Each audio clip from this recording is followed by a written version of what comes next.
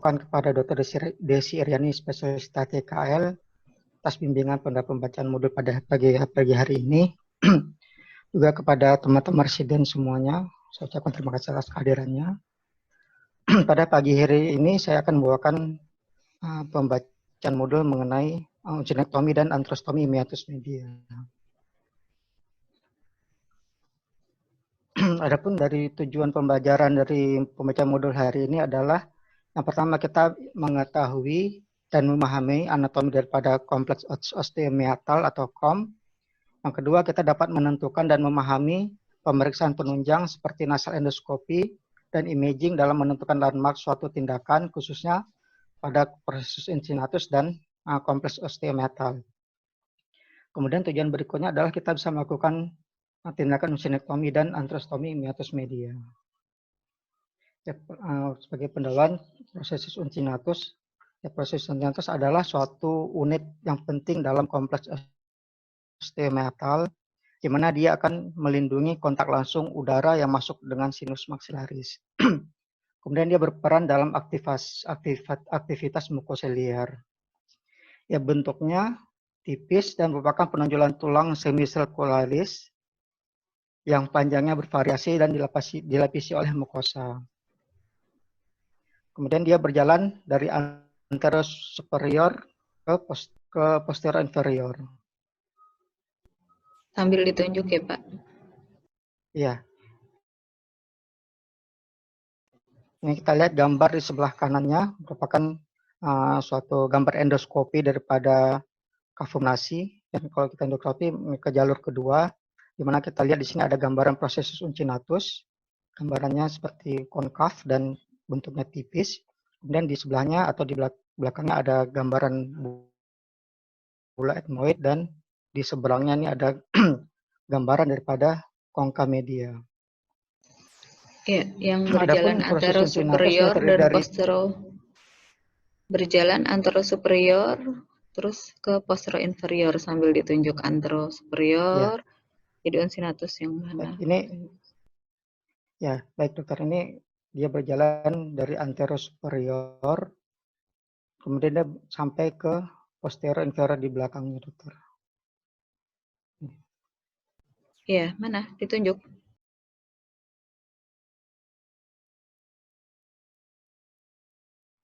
Ini posterior inferiornya dok. Dok. Ya, jadi disusurinnya antara superior sampai ke posterior superior sambil ditunjuk, dibacakan sambil ditunjuk gambarnya ya.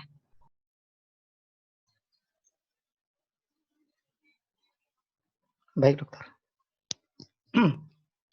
Proses uncinatus terdiri dari 3 lapisan. Dia ada mukosa bagian dalam, kemudian ada lapisan tulangnya, dan kemudian ada lapisan mukosa bagian luar.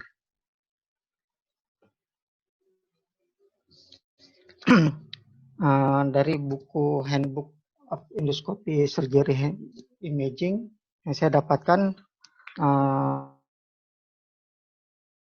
perlekatan proses uncinatus, di mana bagian anterior dia saat naik ada tepi bagian cekung anterior daripada proses uncinatus ini melekat pada tulang lateral dari dinding nasal.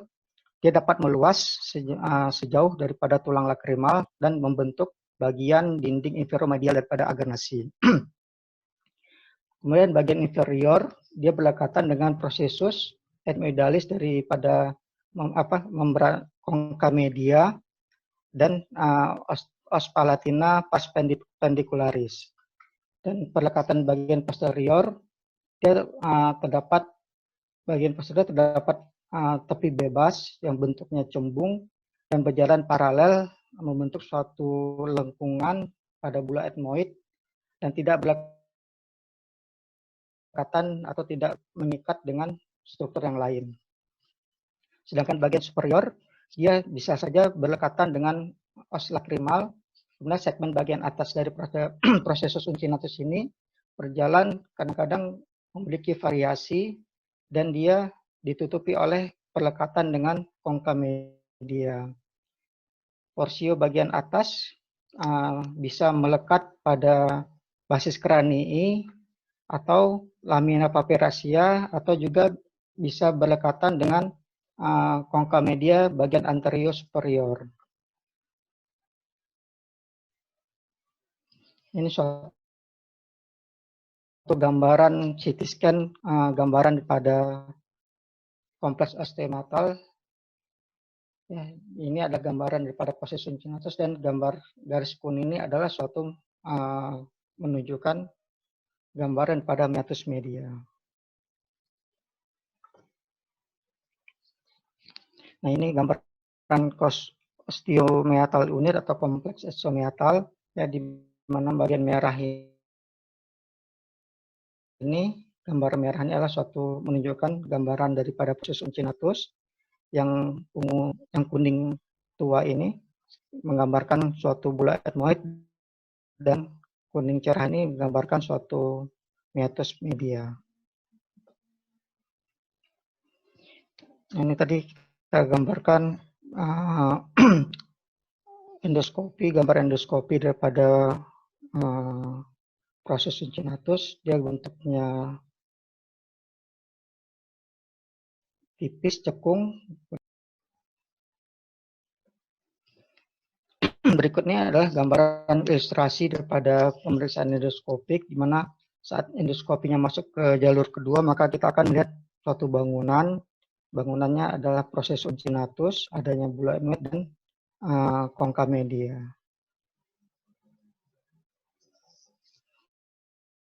Ini gambaran ilustrasi daripada kompleks osteomeatal. Salah satu pembentuk daripada kompleks osteomeatal itu adalah adanya proses incinatus. Kemudian ada beberapa variasi anatomi daripada proses incinatus, ya, berdasarkan Landsberg dan Friedman klasifikasi, di mana di sini menunjukkan ada beberapa perlekatan proses incinatus ke organ sekitarnya. Ya, di mana gambar A ini adalah suatu proses incinatus yang berlekatan dengan lamina papyracea. Kemudian yang gambar 2 atau gambar B ini adalah pelekatan proses incinatus ke bagian bula etmoid. Kemudian yang gambar C atau gambar ketiga, di mana proses incinatus ini berlekatan dengan lamina papyracea dan percabangan antara konka media dan cribriformis, lamina cribriformis. Dan gambar keempat atau gambar ke D, di sini menggambarkan perlekatan daripada proses incinatus ke percabangan antara konka media dan lamina cribriformis. Pada gambar E atau gambar kelima, kita melihat ada suatu variasi di mana proses incinatusnya berdekatan ke basis kranii. Dan gambar yang F atau gambar ke-6, di mana proses incinatus berdekatan ke konka media. Dari beberapa variasi anatomi ini, yang paling sering dijumpai yaitu perlekatan proses incinatus ke lamina papyracea, sehingga kita perlu tahu saat kita lakukan tindakan bahwa ada organ-organ sekitar yang sangat perlu kita identifikasi nantinya. Kita masuk ke prosedur tindakan uncinectomy. Uncinectomy adalah suatu langkah pertama dalam bedah sinus endoskopik. Bila tidak dilakukan dengan baik, maka dia berpengaruh pada langkah berikutnya. Kemudian uncinectomy ini dapat menyebabkan komplikasi pada orbital dan lacrimal. Ada beberapa tipe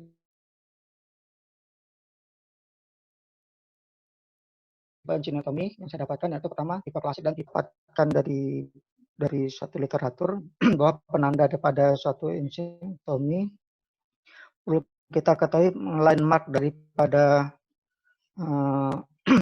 saat melakukan tindakan uncinectomy. Yang pertama kita mesti identifikasi daripada konka media, kemudian kita perlu identifikasi juga proses incinatusnya, kemudian kita perlu identifikasi lamina papyracea, kemudian kita identifikasi basa lamella dan basis kranii.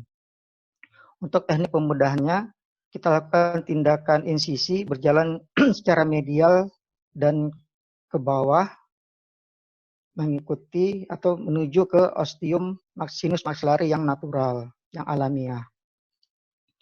Kemudian rekomendasinya kita memisahkan proses uncinnatus untuk menjauhi daripada orbita.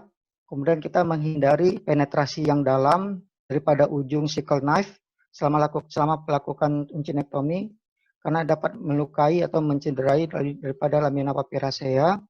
Kemudian lakukan diseksi secara paralel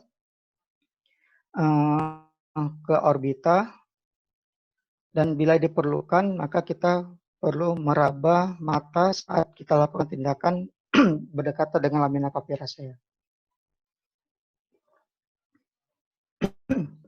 Adapun tujuannya, kita ingin menghilangkan atau ingin membuang suatu mukosa yang sakit daripada sinus ethmoid dan infundibulum. Kemudian kita ingin membuka untuk akses kepada sinus maxillary, sinus ethmoid, dan sinus frontalis. Adapun masalah saat kita melakukan tindakan adanya suatu tidak sempurnanya saat kita membuang atau mengangkat proses uncinnatus, maka di bagian atas akan menyebabkan suatu obstruksi dan pelekatan pada daerah drainase pada sinus frontalis. Kemudian pada bagian bawah kita akan kesulitan untuk menemukan ostium maxillaris dan adanya obstruksi dan pelekatan di infundibulum.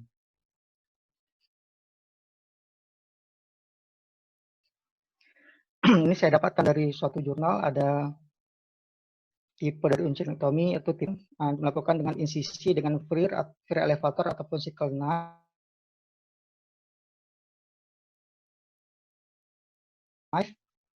Kemudian insisi dilakukan terus pada tulang lakrimal di mana di situ ada ductus nasonat lakrimal. Kemudian kita menggunting sudut bebas uncinnatus dengan black sleeve forceps.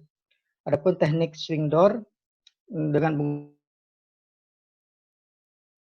menggunakan forceps backbiting, di mana bagian kemudian insisi pada tepi superior yang menggantung di bagian anterior dan dipisahkan dengan ball probe atau ostium seeker. Kemudian dijepit dan ditarik menggunakan forceps yang bersudut. Nah, ini saya dapat gambarnya, nanti mungkin tolong ada perbaikan atau ada koreksi. Tipe klasik dilakukan insisi bagian anterior, dan nanti setelah dilakukan insisi, maka tepi yang sudah dibebas ini nanti dipotong bagian superior dan inferiornya, kemudian akan ditarik. Kalau menggunakan backbiting proses, bagian inferior dipotong, kemudian bagian tepi bebasnya nanti kemudian selanjutnya juga dibebaskan. Ya, ini kan minta disandingin gambarnya. Jadi kan Pak Rio nggak bingung bacanya. Ya, dok.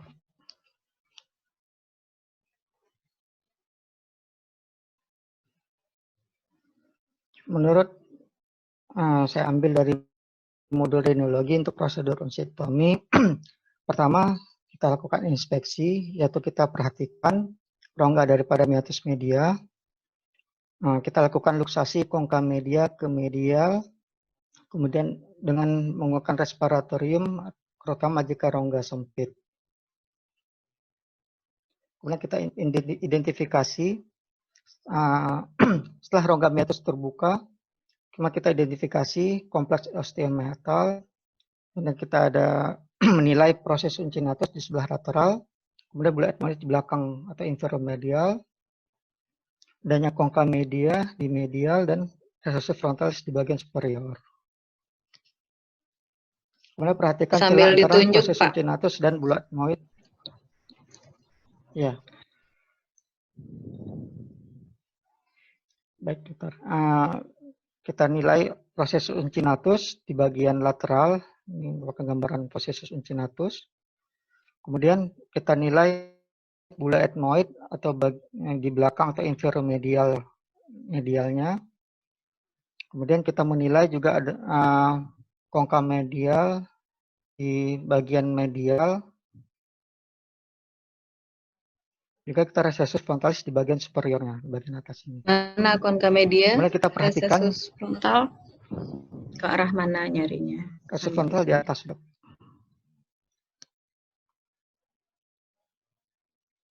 Di arah sini, Dok, recessus frontalis. Iya, iya. Sambil ditunjuk ya gambarnya ya, sambil dibaca sambil ditunjuk. Mungkin agak delay ya.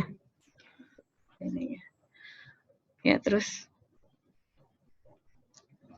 Baik, dokter. Kemudian kita perhatikan celah antara proses succinatus dan bula etmoid, di mana di sini ada terbentuk dari suatu hiatus semilunaris. Kemudian kita perhatikan adanya ostium aksesoris bila ada.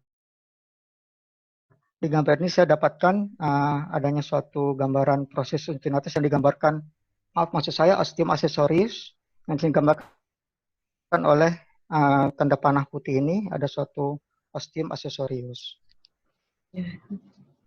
Ini hidung kiri apa hidung kanan? Yang atas hidung kiri apa hidung kanan?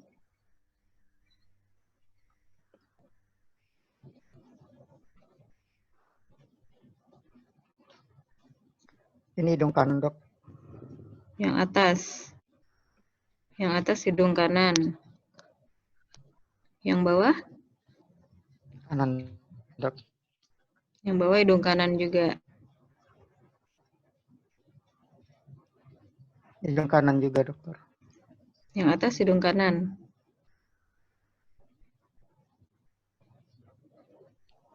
Oh, maaf, Dok. Yang bawah ini hidung sebelah kiri, Dok. Yang bawah hidung kiri. Yang atas?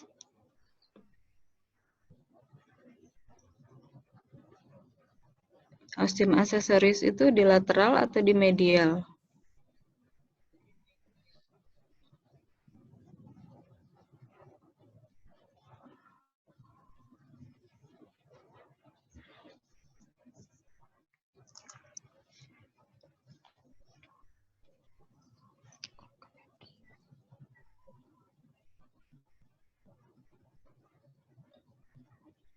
Ya, biar cepet ya. Yang atas itu hidung kiri. Proses succinatus kan di lateral. Berarti itu hidung kiri. Yang di bawah itu hidung kanan. Iya, Dok. Ostium aksesoris itu kan di fontanel. Ya.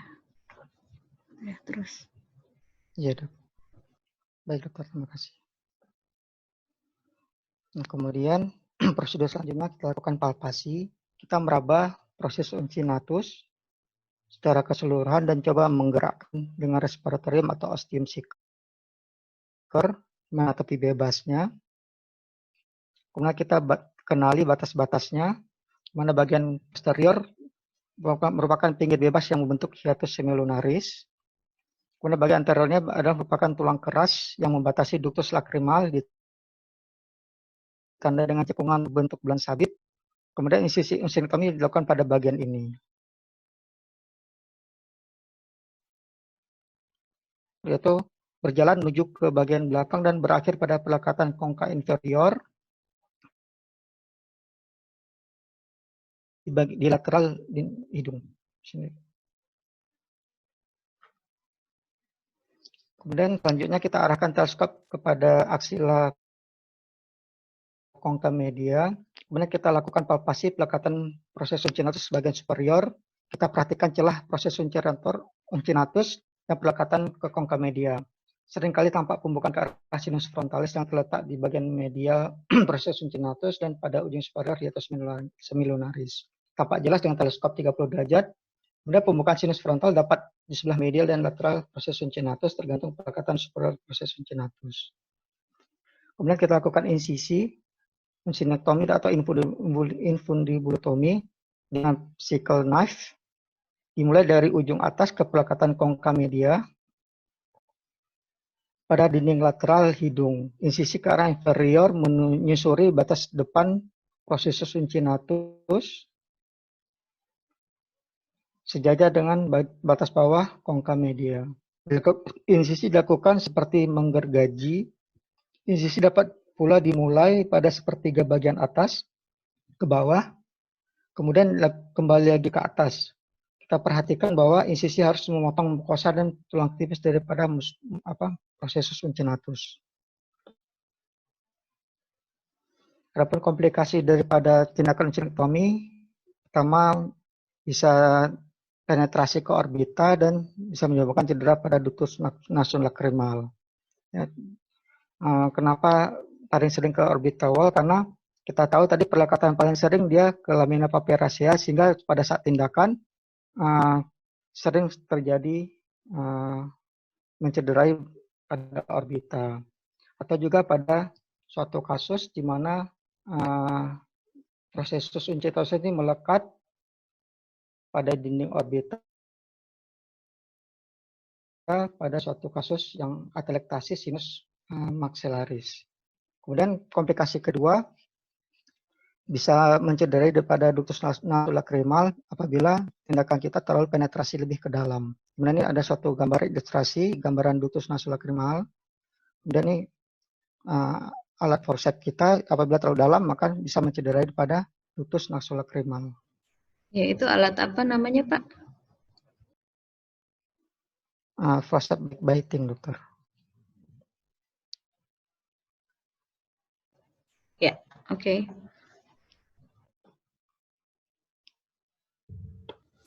Kemudian dilanjutkan suatu tindakan antrostomi meatus medial, di mana definisinya adalah suatu tindakan untuk melebarkan ostium sinus maxillaris ke meatus media. Adapun indikasinya pada sinusitis maxillaris akut rekuren, kemudian sinusitis maxillaris kronik yang tidak responsif terhadap terapi.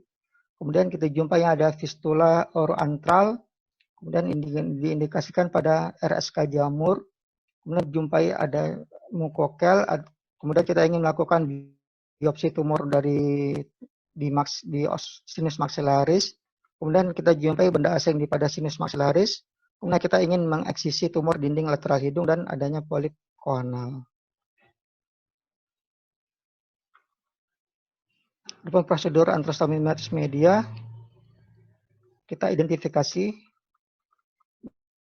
dengan menggunakan teleskop 30 derajat untuk kita melakukan mencari ostium. Kemudian kita identifikasi ostium, mana lokasi ostium pertemuan aspek anterior superior dengan posterior inferior processus uncinatus, atau di sisi anterior inferior infundibulum atau di depan bula etmoid di sini. Atau jika tidak tampak, maka kita coba palpasi dengan kuret G ataupun ostium seeker.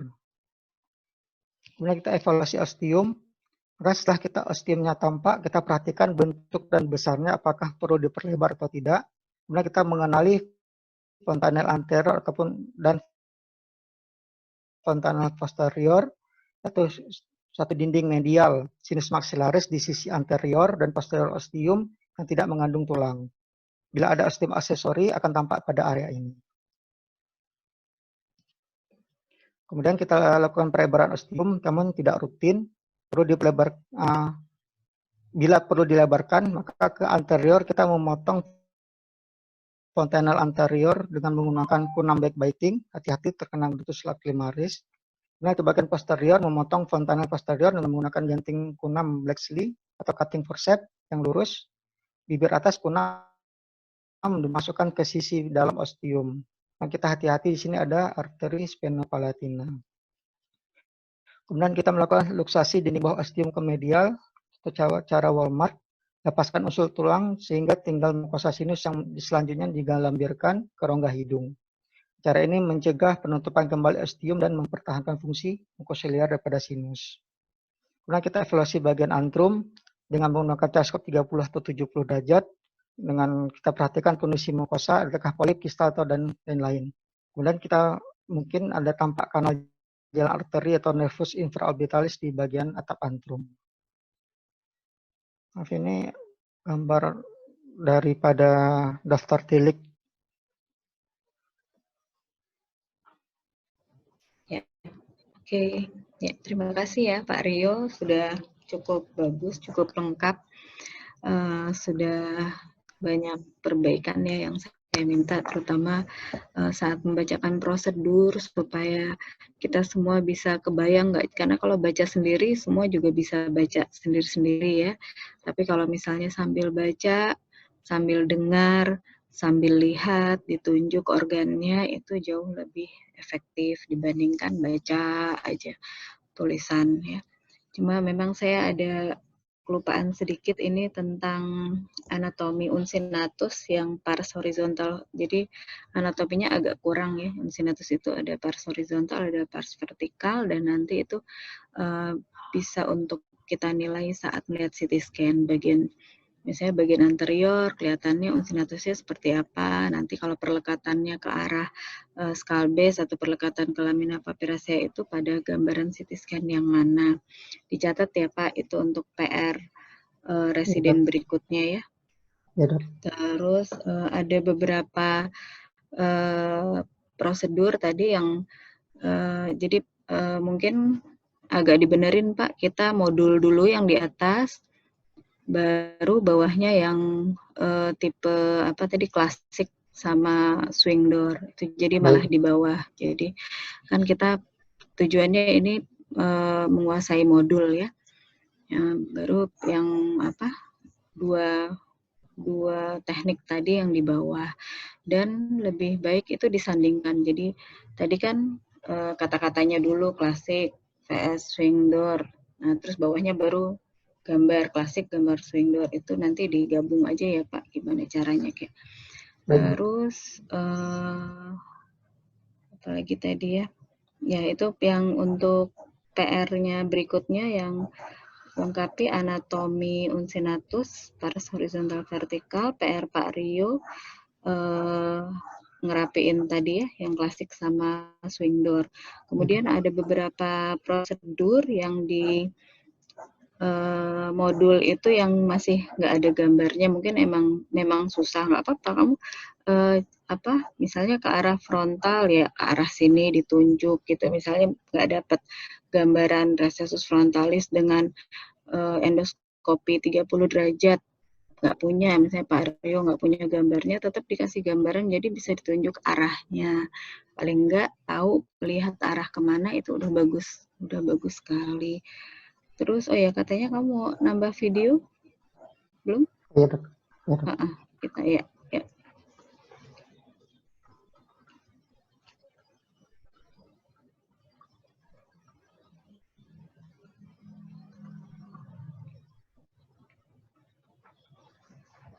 Ya, ini prosedur phase, salah satu prosedur phase 1 ya.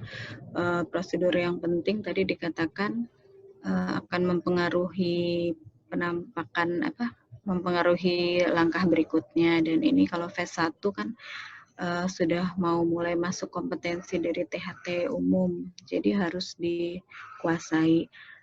Dan salah satu yang penting tadi, begitu kita tahu dia perlekatannya kemana, mau variasi apapun, untuk unsinektomi itu harus tetap hati-hati, tetap ada resikonya. Jadi nggak bisa ditarik-tarik, nggak bisa benar-benar sesuai prosedur, digunting, diambil pelan-pelan, nggak boleh ditarik-tarik. Sudah Pak videonya? Sebentar. Oke, sementara nunggu Pak Rio, mungkin dari Dokter Ana atau boleh? Ya, boleh. Ya, Dok. Ya, Assalamualaikum warahmatullahi wabarakatuh. Ya, tadi presentasinya bagus ya, jelas. Jadi kita bisa tahu step by step-nya, tapi memang ada beberapa yang perlu ditambahkan, dan tadi sudah disampaikan Dr. Eci. Saya cuma ingin menambahkan materi aja yang bisa dipakai. Kemarin kita sudah mengikuti presentasi pembacaan CT scan Dr. Budi. Semua ikut nggak?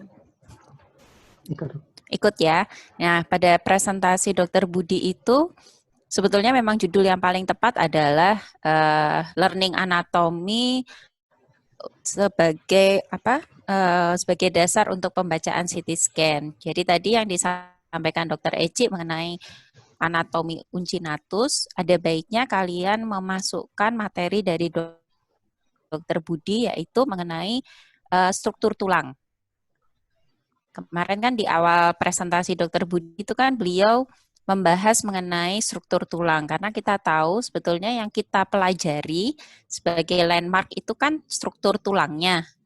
Nah, nanti Pak Rio di catatan untuk PR berikutnya dituliskan mengenai gambaran tulang untuk prosesus uncinatus. Jadi sebelum membahas ke CT scan-nya, karena ini pembelajaran modul, sedikit berbeda dengan kalau kita mengaplikasikan dalam workshop bagaimana melakukan FAST. Ya, itu kan sedikit berbeda. Cuman kalau ini sebagai pembelajaran modul, dasarnya kita mempelajari CT scan adalah mempelajari anatomi. Nah, anatomi yang kita butuhkan bukan soft tissue-nya, tetapi tulangnya. Jadi tolong dimasukkan gambaran tulang uncinatus. Jadi prosesus uncinatus itu merupakan bagian dari tulang apa, kemudian bentuknya seperti apa. Itu kan ada bentuk 3 dimensinya ya. Kalau dalam atlas Pak, saya bantu Pak share screen videonya Pak. Ya, nanti kita akan paham apa sih yang dimaksud bagian vertikal dari prosesus uncinatus. Jadi nanti kalau saya atau Dokter Eci atau Dokter Rice atau yang lain menyampaikan itu yang bagian vertikalnya dulu. Oh, ini pars horizontalnya belum habis. Jadi kalian paham mana sih yang bagian vertikal, mana bagian horizontal. Kemudian kalau kita memotong bagian vertikal, kemungkinan bangunan apa yang akan tercederai itu akan ketahuan. Kalau kita memotong bagian horizontal, itu juga sama. Jadi sejauh apa kita bisa memotong sampai posterior batasnya mana, anterior batasnya mana, inferior batasnya apa. Gitu ya. Jadi kita tahu struktur tulangnya dulu. Otomatis dengan tahu struktur tulang dari prosesus uncinatus, sedikit banyak kita akan mempelajari struktur anatomi di sekitarnya. Jadi nanti tolong ditambahkan gambaran tulang, itu ya. Baik, Dokter. Oke. Baik, Dok. Silakan. Untuk residen berikutnya ya, Dok. Iya, untuk residen berikutnya aja. Cuman tolong ditulis di PR-nya, karena kan kalau tidak disebutkan dengan jelas, harus diawali dengan gambaran anatomi tulang. Takutnya nanti yang berikutnya juga hanya menyajikan CT scan lagi tanpa tahu sebetulnya ini tulang prosesus uncinatus bagian dari tulang apa, seperti itu. Ya. Baik, Dokter. Ya, Pak Rio, tolong dicatat ya di slide-nya saja untuk PR berikutnya. Baik, Dokter. Gambaran anatomi tulang ya, yang tadi Dokter Ana ya. Ya, Dok. Oke, ya udah ketemu videonya.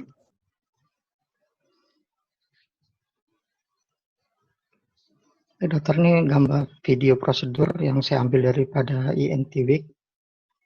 Tapi mohon maaf nih, tidak ada suaranya, Dokter. Yang menjelaskan Pak Rio aja, nggak apa-apa. Ya, baik. Emang ada suaranya Pak, saya yang bikin. Ya. Ini pertama kita identifikasi dulu uncinatusnya, proses uncinatus. Kemudian kita identifikasi hiatus semilunarisnya. Ya.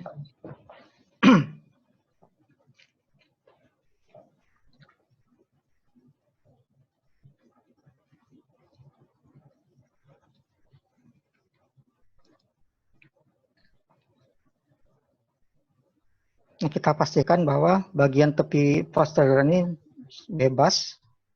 Kemudian dengan alat forceps backbiting kita gunting bagian inferior sejajar dengan bagian bawah daripada kongka media.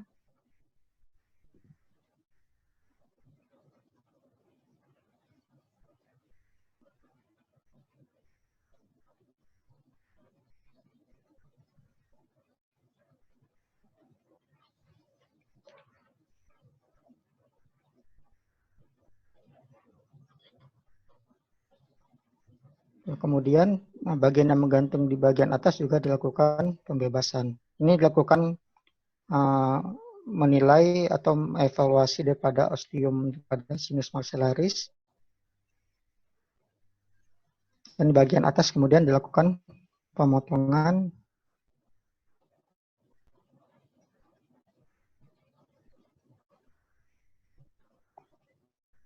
Ya, itu ada osteum accessoris ya, jadi digabung golongannya. Iya, Dok.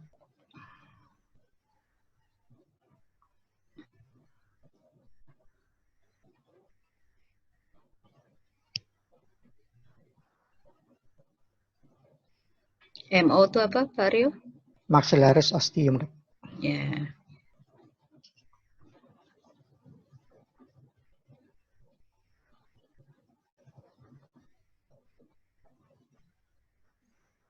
Melakukan diseksi agar ostium daripada maksilarinya bisa terbuka dengan lebar.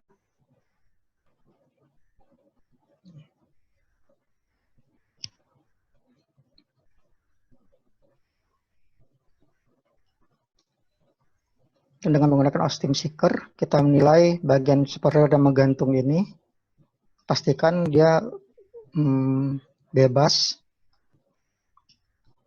Kemudian dengan melakukan dengan forceps, kita lakukan pengguntingan atau diseksi sampai bagian superior.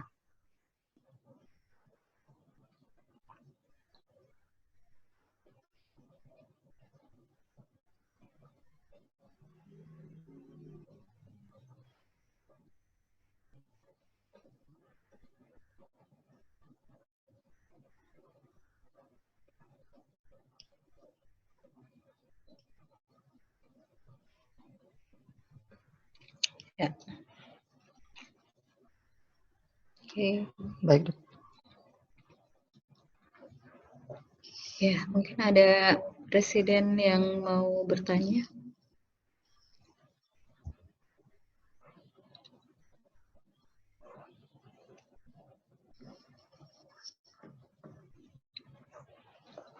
Ya, kalau enggak saya yang nanya. Siapa nih Residen Rino? Pak Yudis, saya nanya ya. Coba saya nanya ya, kalau misalnya terjadi cedera Pak Rio dikasih gambar yang kepotong ductus nasolacrimalnya tadi. Kalau misalnya ada cedera ductus nasolacrimal, pasiennya keluhannya apa pasca operasi, Pak Yudis? Ya, ada? Ya, kira-kira gimana Pak? Keluhannya apa? Nah, itu yang gambar sebelah kanan. Itu kan bagus sekali ya ininya, ilustrasinya. Agak kepotong dikit, agak cedera sedikit waktu kita lakukan unsinektomi. Pasca operasinya keluhannya apa? Ini lumayan sering terjadi dan saya juga lumayan sering mencederai. Ya, keluhannya apa?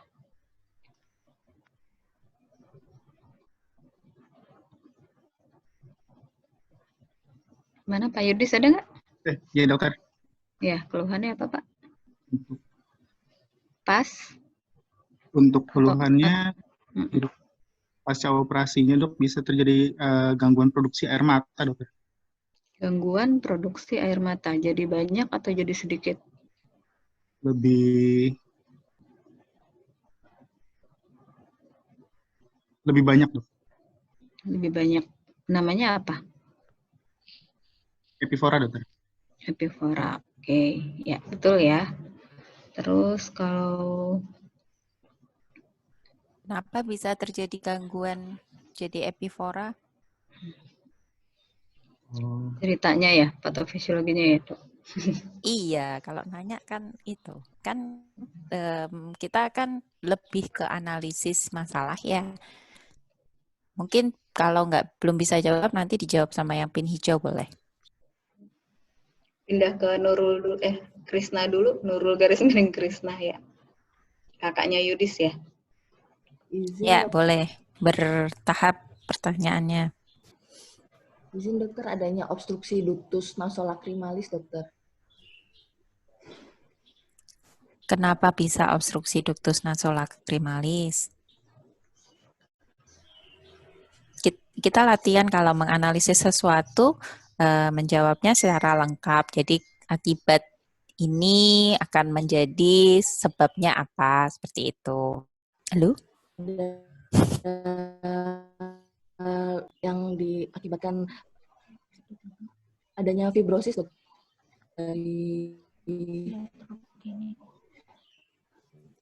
Yang jawab satu-satu boleh, nanti gantian.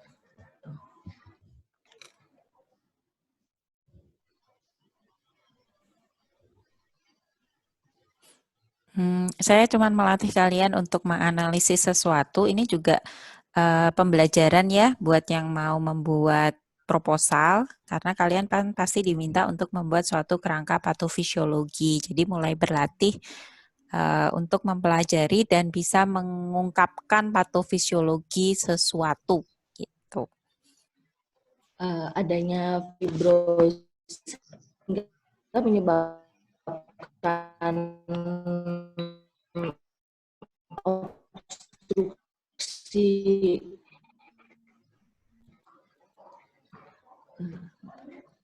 Maaf Bu, putus-putus Bu di saya. Maaf dokter, adanya trauma sehingga menyebabkan timbulnya jaringan parut sehingga menyebabkan obstruksi, lalu terjadinya epifora dokter. Boleh dilengkapi sama Bu Nurul. Itu sebenarnya punyanya Bu Nurul atau Bu Krisna atau kalian berdua lagi sebelah-sebelahan? Kami lagi jaga dokter. Oh ya udah. Oke, sekarang Bu Nurul coba dilengkapi. Tadi sudah tepat, cuman belum lengkap. Izin dok, pada waktu kita melakukan tindakan terjadi cedera atau iatrogenik di situ, maka yang terjadi adalah adanya reaksi inflamasi kemudian bisa terjadi lukanya, kemudian terjadi penyembuhan, terjadinya fibrosis, atau bahkan mungkin jadi stenosis dok, yang menjadikan gangguan dari aliran ductus nasolacrimalis sehingga air mata tidak bisa turun ke ductus nasolacrimalis, menyebabkan epifora dok. Kembali ke atas. Iya, pertanyaannya sebetulnya basicnya adalah di situ itu di mana ya? Kanalisnya dok. Ya, jadi kamu bisa menyebutkan dengan lengkap, itu kan sudah ada gambar. Jadi kenapa bisa menyebabkan fibrosis, apanya yang fibrosis, kemudian apa yang tercederai, kenapa bisa tercederai, kan seperti itu kan? Iya dok. Yuk dirangkai lagi jadi satu kalimat yang lengkap. Pada saat prosedur tindakan, bila terjadi Tindakan apa? Tindakan operasi atau prosedur yang mana? Uncinektomi dokter. Oke. Terjadi iatrogenik di situ yang akan menyebabkan cedera pada kanalis ductus nasolacrimalis dok, yang ada kanalisnya sehingga pada saat penyembuhan menyebabkan fibrosis yang akan menyebabkan gangguan pada aliran air mata yang menuju ostium ductus nasolacrimalis dok, sehingga menyebabkan epifora. Oke, ya jadi saya lengkapi ya, tadi udah cukup lengkap sebetulnya. Jadi pada saat kita melakukan tindakan uncinektomi yang terlalu ke anterior, kita bisa mencederai ductus nasolacrimalis. Jadi kalau yang kita lihat kanal itu sudah bagian dari ductus. Kalau lebih di superiornya itu sakus. Di inferiornya atau distalnya adalah ostium ductus nasolacrimalis. Jadi kalau yang kalian lihat pada bagian yang ditunjuk oleh panah itu bagian dari ductus. Kemudian karena kita mencederai ductus nasolacrimalis, kita bisa menyebabkan terputusnya ductus nasolacrimalis atau kita hanya menimbulkan luka yang nanti akan menyebabkan suatu reaksi inflamasi dan bisa terjadi fibrotisasi. Jadi kalau kita mencederai belum tentu kita memotong. Ya. Nah, akibat dari tindakan kita yang entah itu memotong atau menyebabkan perlukaan sehingga timbul fibrotisasi, itu bisa menimbulkan epifora karena kita tahu aliran dari cairan lakrimal itu dari mata akan masuk ke sakus, kemudian melalui ductus akan dikeluarkan lewat ostium ductus nasolacrimalis di meatus inferior. Kalau jalur di ductusnya terpotong, otomatis cairan itu tidak akan mengalir ke ostium. Akibatnya dia akan balik atau terkumpul kembali sehingga menimbulkan epifora. Gitu ya untuk cerita lengkapnya. Jadi berlatih untuk membuat satu cerita yang lengkap hubungan sebab akibat. Itu sangat kalian perlukan kemampuan untuk menceritakan kembali, merangkai satu peristiwa mulai dari asal kemudian menjadi akibat, karena nanti pada saat kalian melakukan salah satu proses dari pembuatan proposal adalah membuat skema atau kerangka patofisiologi. Jadi kalian harus bisa bercerita kenapa atau apa hubungan dari A menjadi X, seperti itu. Itu aja masukan dari saya. Boleh diambil alih lagi oleh Dr. Eci?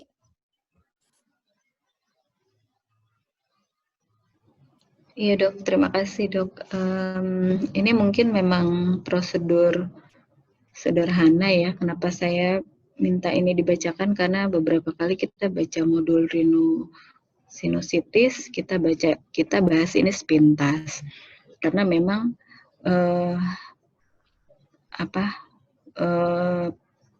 untuk rhinosinusitis kan yang lebih penting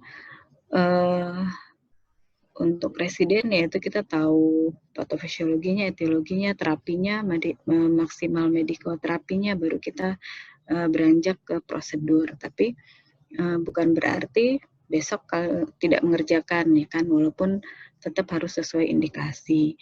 Jadi mungkin teman-teman residen bingung ya mau nanya apa, karena unsinektomi gampang gitu kan ya, tapi ternyata ada komplikasinya dan kapan resiko terjadi komplikasi. Nah ini kita udah lihat ada contohnya gambar CT scan-nya yang unsinatusnya nempel ke lamina papiracea, jadi paling enggak jadi tahu gambaran.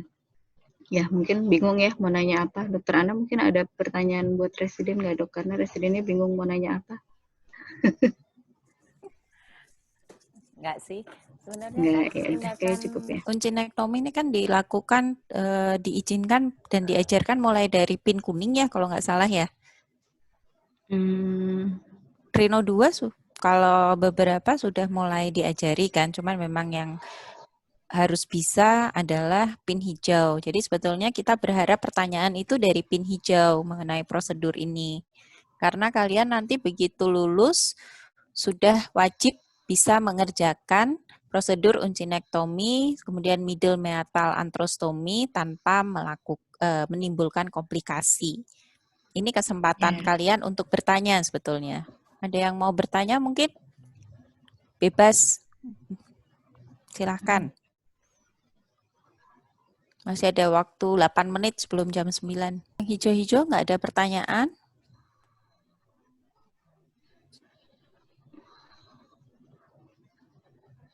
Bingung mungkin ya. Oh, saya yang nanya aja kalau gitu. Nah, iya. Yang hijau siapa aja? Nanti Dokter Eci boleh ya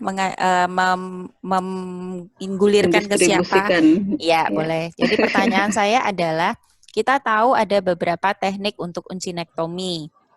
Teknik yang pertama tadi menggunakan forceps backbiter. Teknik yang kedua kita bisa menggunakan FRIR, elevator. Teknik ketiga kita menggunakan sickle knife. Teknik yang keempat kita bisa menggunakan microdebrider. Nah, sekarang dari 4 teknik tersebut saya minta satu persatu Dokter Eci boleh menanyakan satu orang untuk satu teknik, apa keuntungan dan kekurangannya. Oke, yang hijau itu Bu Dini, siapa lagi? Adi, Tika, yang sama Adi udah keluar ya? Adi belum, Adi, belum lah, Adi belum tanggal 1. Masih ujian sama saya. Nyaris selamat. Oke, 3 ya. Dini, Tika, sama Adi yang terpilih. Dini untuk menggunakan FRIR, Tika, 4 satu lagi ya, sickle knife. Tika, sickle knife, terus Adi backbiting. Satu lagi siapa nih? Hijau satu lagi. Habis ya? Nanti bisa dicari yang udah lewat. Udah lewat. Yang kelihatan Bima. Yang kelihatan di layar. Bentar ya, jangan Bima deh. Bima mah terakhir aja ya, Dok ya? Oh, yang ditanya malah yang mau ujian nasional. Oh, oke. Ujian nasional. Ya, ada Bima ya, Bim. Ada nggak, Bim? Belum. Yang udah Belum. mau ini kan Bu Amel, oh iya. Bu Lucia, Pak Yusuf, tapi kan sudah nggak ikut OSC ya. Pak Rizka. Oke. Bu Amel yang kelihatan. Bu Amel teknik dengan microdebrider. Ya, Dini, Freer, Tika, sickle, knife, Adi dengan backbiting, yang terakhir Bu Amel dengan microdebrider. Yuk, boleh dimulai yang pertama yang Freer dulu, Bu Dini.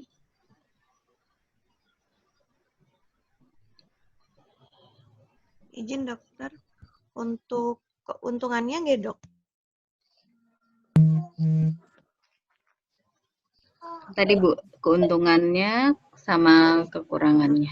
Keuntungan dengan menggunakan FRIR, karena FRIR itu kan sebenarnya lebih ke respirator ya dok, tapi dapat juga untuk membuka uncinatus. Mungkin untuk keuntungannya karena tidak terlalu tajam, jadi untuk menembus lamina paperacea resikonya lebih kecil.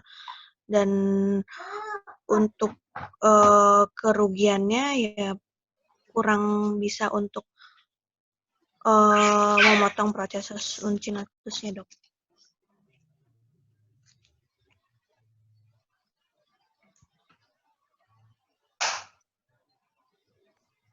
Oke, jadi keuntungannya apa tadi? Keuntungannya karena lebih tumpul, dokter. Jadi resiko untuk menembus lamina paperaceae lebih kecil, dok. Oke, terus kerugiannya? Kerugiannya karena kurang tajam dibandingkan yang lain, jadi mesti harus lebih ditekan gitu ya, dok. Oke, ditampung dulu jawabannya ya. Ya, sekarang yang kedua. Mohon izin dokter, untuk uncinectomy dengan menggunakan sickle knife, keuntungannya adalah karena sickle knife itu cukup tajam sehingga mudah untuk menembus, tapi hanya saja karena posisi dari penembusan untuk uncinectomy dengan sickle knife itu dapat dengan mudah mencederai ductus nasolacrimalis, dokter. Oke, itu keuntungan dan kerugian ya. Ya, sekarang yang ketiga, kita tampung dulu jawabannya. Izin dokter, Adi dokter. Keuntungan dari backbiting kemungkinannya untuk uncinectomy lebih mudah dokter, karena kan udah ada namanya tuh seperti udah ada pegangannya gitu dok, jadi udah tekarannya. Cuman untuk kerugiannya mungkin lebih gampang cedera ke ductus nasolacrimalis karena mungkin bisa terlalu dalam dok untuk pengambilannya dok. Oke, ditampung dulu jawabannya. Sekarang yang keempat, Bu Amel.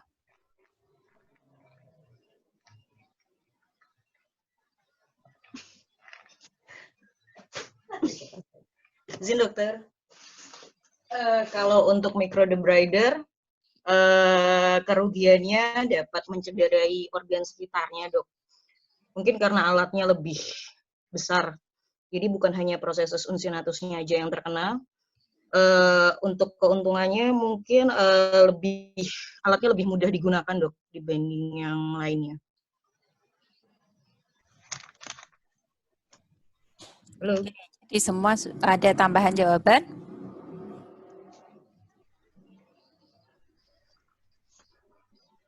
Sudah cukup? Nggak ada tambahan? Ya, Dokter Eci, mau saya langsung koreksi masih kasih komentar atau mau Dokter Eci dulu?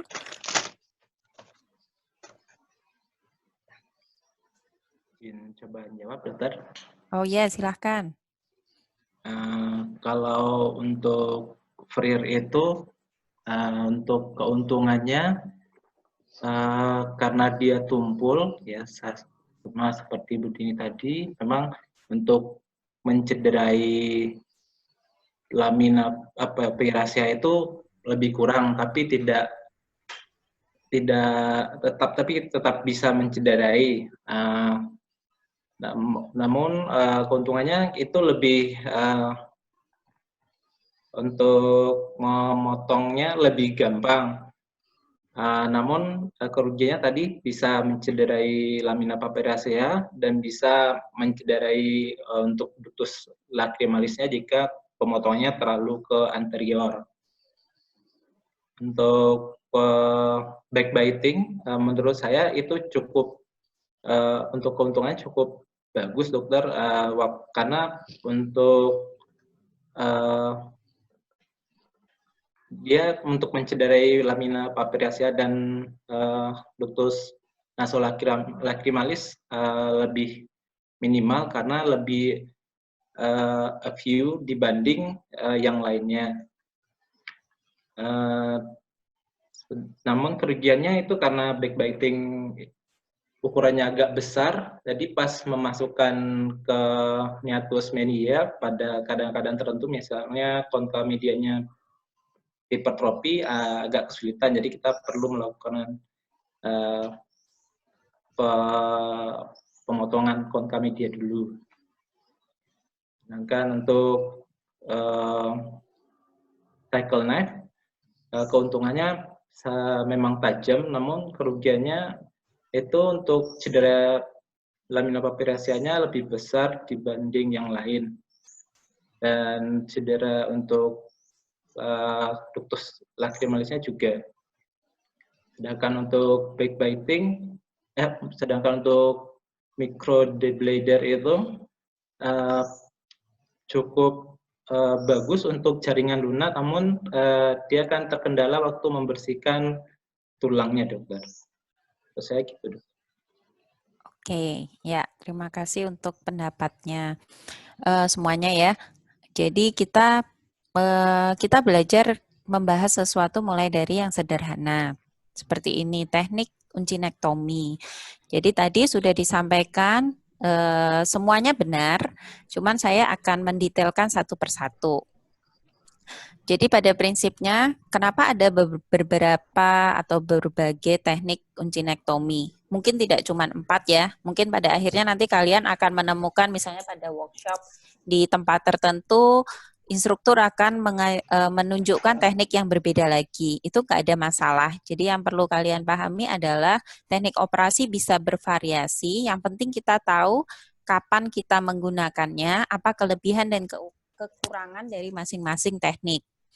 Kita bahas mulai dari tadi yang menggunakan FRIR dulu. Jadi uncinectomy itu kalau kita memakai FRIR, seperti yang sudah kita tahu, FRIR itu alat yang tumpul. Jadi kemungkinan untuk melukai atau mencederai misalnya seperti lamina papiracea atau organ-organ di sekitar itu lebih kecil karena dia tumpul. Tetapi kekurangan alat yang tumpul adalah kalau kita menembus mukosa, sering sekali luka yang dibuat oleh alat tumpul itu tidak rata, ya kan? Kalau kalian ngiris pakai, bisa membayangkan ngiris pakai sickle knife dengan ngiris pakai FRIR. Pasti alat yang tajam akan menimbulkan perkelukaan yang lebih rapi, lebih rata. Nah, itu adalah keuntungan dan kerugian dari FRIR dan sickle knife. Kalau FRIR, dia lebih tidak mudah mencederai organ sekitar karena dia lebih tumpul, tetapi dia menimbulkan bekas incisi yang kurang bagus, yang tidak rata. Kadang-kadang keadaan tidak rata itu akan menimbulkan sinekia pasca operasi. Sedangkan pada sickle knife itu tajam, sehingga luka operasinya pasti lebih rapi, tidak ada mukosa yang istilahnya kayak bergerigi seperti itu. Tetapi karena tajam, apabila ada dehiscence atau lamina papiraceanya terlalu tipis, kemungkinan kita mencederai lamina papiracea lebih besar. Tapi perlu kalian ingat sebetulnya untuk ductus nasolacrimalis maupun lamina papyracea itu mereka aman. Jadi selama kita membuat atau melakukan tindakan dengan sudut yang tepat, kita tidak akan mencederai lamina papyracea. Dan ductus nasolacrimalis, kalau kalian tahu, itu berada dalam satu tulang yang kuat, os maxilla ya. Makanya tidak mudah untuk mencederainya. Nah, sekarang untuk backbiting dan microdebrider. Pada prinsipnya pada saat kita melakukan tindakan uncinectomy menggunakan backbiter maupun microdebrider, kita menggunakan teknik yang sama, yaitu kita harus melakukan elevasi dari prosesus uncinatus dulu, terutama pada prosesus uncinatus yang menempel ke dinding lateral. Kalian kan pasti lihat ya, prosesus uncinatus itu tidak selalu sama kan? Ada yang ke anterior, jadi mudah sekali terlihat tepi bebasnya. Ada yang nempel sekali ke lamina papyracea, sehingga kalian harus mencari-cari mana sih tepi bebasnya. Nah, pada keadaan yang menempel ke lateral, itu kita harus mencari dulu tepi bebasnya. Biasanya kita bisa menggunakan ostium seeker. Atau kita bisa menggunakan J-curet, tetapi J-curet itu ujungnya lebih tebal, jadi lebih disarankan menggunakan ostium seeker. Seperti tadi teknik yang ditampilkan oleh Dr. Budi, tadi ya pada video. Pakai ostium seeker, dicari tepi bebasnya dulu, dielevasi ke anterior, sampai kita bisa melihat jelas dari prosesus uncinatus. Kelebihan dari menggunakan backbiter adalah kalau kita bisa membuat potongan yang rapi, kita bisa mengambil dengan utuh prosesus uncinatus, kemudian kita bisa langsung menemukan ostium sinus maxilla.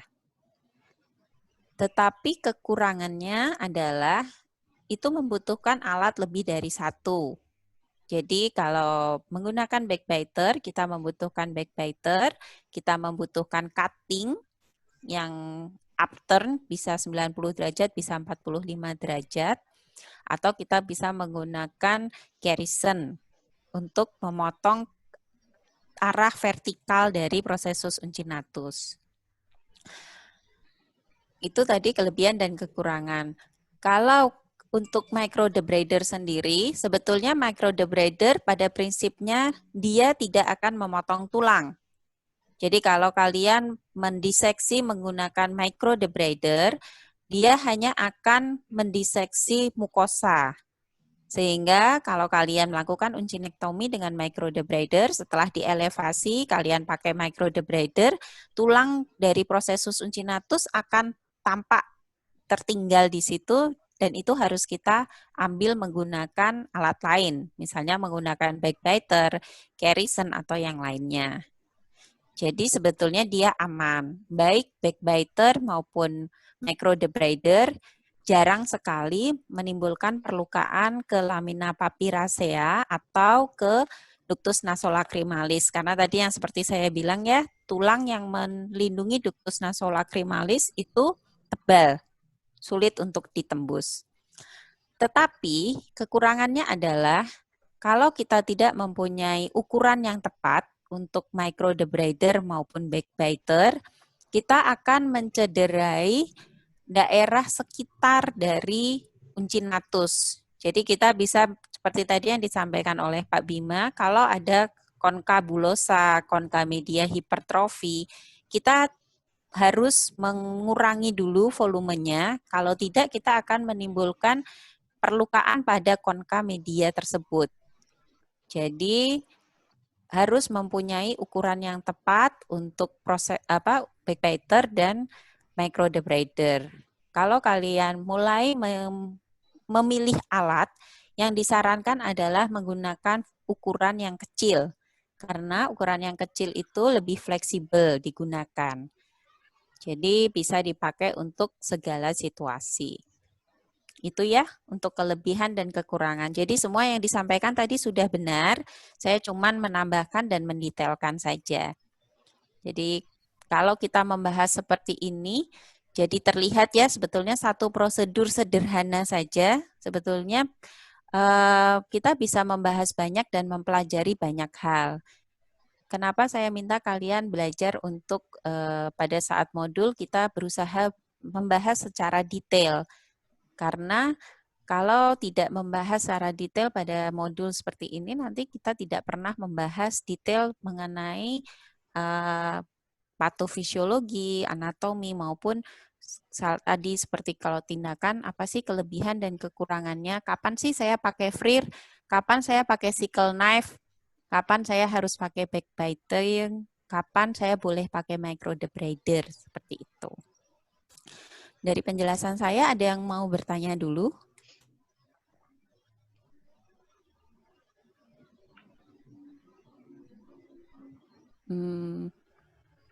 Kalau mau bertanya, boleh bertanya. Kalau enggak, boleh dijawab tidak. Jadi kan enggak bingung ya. Izin dok, Nurul dok, boleh Ya, bertanya boleh. Dok? Batas yang boleh kita potong untuk batas superior itu sampai berapa ya dok? Proses uncinatusnya. Oke, tepi atas.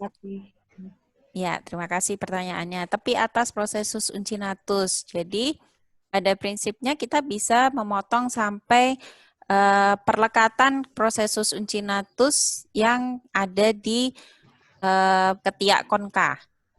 Jadi sampai batas perlekatan konka media.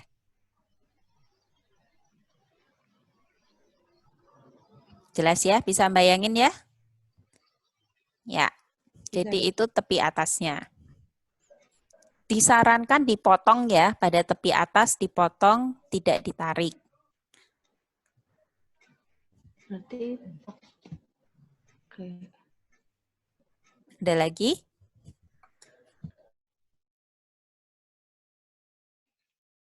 Yang lain ada pertanyaan?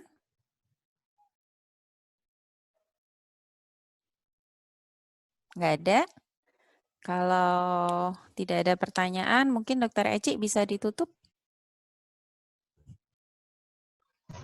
Ya, terima kasih Dr. Ana atas penjelasannya. Dr. Rio yang sudah menyampaikan materinya sudah baik dengan video. Terus teman-teman yang sudah bertanya ya, Bu Nurul tadi pertanyaan bagus sekali dan yang sudah berusaha menjawab. Semoga pertemuan pagi ini membawa manfaat, tidak dilupakan pada saat operasi nanti, dan jangan lupa tetap memperhatikan indikasi operasi. Jadi ini bagian dari modul rhinosinusitis. Jadi modul rhinosinusitisnya juga jangan dilupakan. Ya, itu aja. Saya tutup. Wassalamualaikum warahmatullahi wabarakatuh. Waalaikumsalam warahmatullahi wabarakatuh.